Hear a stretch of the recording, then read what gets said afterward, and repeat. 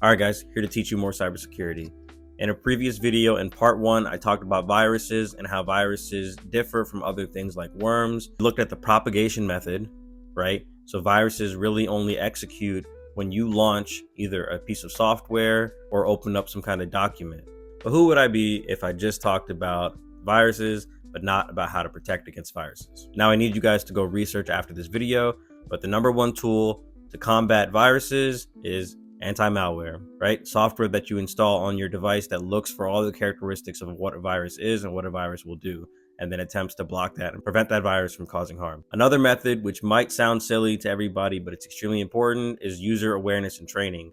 Tell your users, and also yourself, don't open random things, right? If you get an email attachment that you don't recognize, it looks fishy, it looks suspicious, it's unwarranted, don't open it, okay? That might be a virus. It might be a virus hidden in an email attachment. You download the attachment, execute it on your computer, and now you're screwed. If you're using an account that could be compromised by a virus, make sure that you're using an account that only has the perfect amount of permissions needed to perform your job. So that way, if that account is compromised, it can't be used to wreak all sorts of havoc.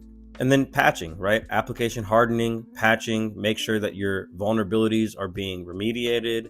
Make sure you're disabling macros for your Office suite. Combating viruses is a defense in depth type of approach, right? There's not one perfect solution for combating a virus.